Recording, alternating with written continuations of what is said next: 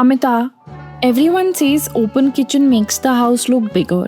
But who will make the cooking smell smaller? Help me na.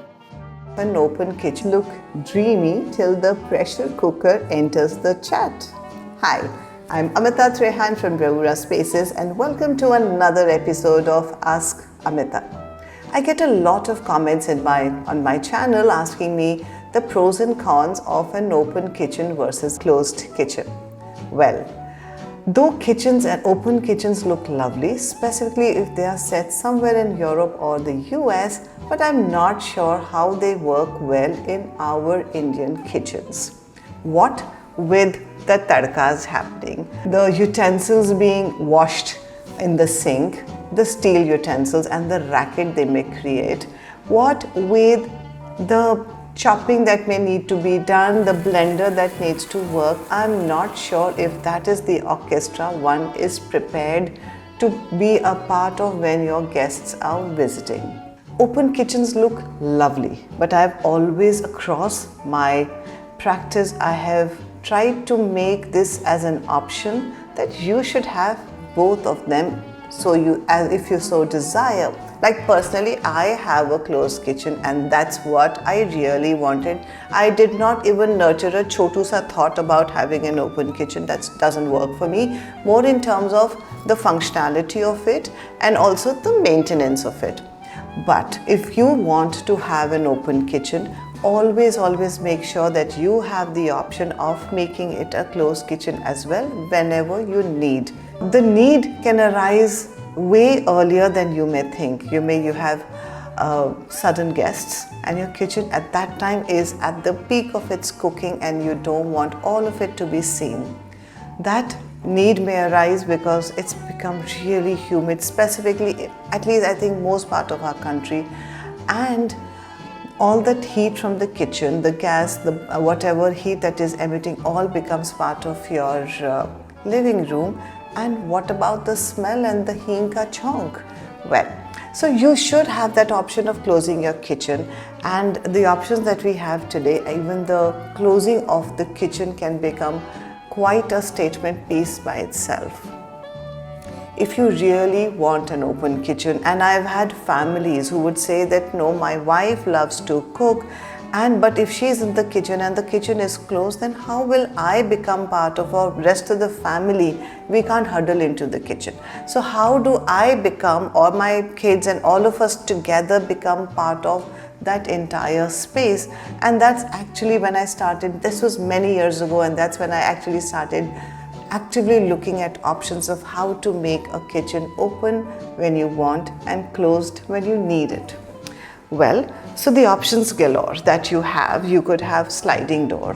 These could be 2 sliding doors and the entire wall of the kitchen opens up, provided you have enough storage in the balance of the area that is there.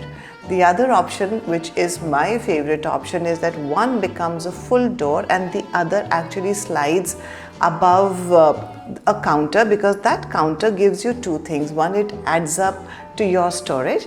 The other thing is that maybe I would place that other counter, which is slightly higher, maybe where the sink is, and it kind of gives you some kind of privacy, and all what is in the sink is not really part of your direct line of vision. Or it could be a combination of part sliding and a swing door, whatever works for you in your situation. The best way that I think has worked really well for my projects, and when I go back to my projects sometimes to shoot my videos, I've realized that those solutions are actually working really well for them. So the option becomes that you could have a beautiful, maybe a slim profile glass door with the options of fluting and clear and whatever. Back in the day when we didn't really have slim profile as a common solution, I've also done beautiful wooden doors with glass and textured glass that are there, and that is how this entire space opens up. What is mandatory in an open, combined, closed kitchen is the fact that you should definitely invest in an air conditioner. So like though I don't have an open kitchen, but my kitchen is quite large and I do have an island, and me and my girls have spent the most amazing time around the kitchen because the air conditioner is on and we could be chatting, checking out recipes, doing a little chopping and things like that. And unless you're doing heavy duty frying, that air conditioner actually works really well. So the options galore. So you could ask me in the comments the kind of solutions that you would like, and I could send you some solutions that will work very well for your home. The best way to integrate an open kitchen would be that whichever wall that you find as free, which overlooks the dining area, is possibly the best place to integrate something like that.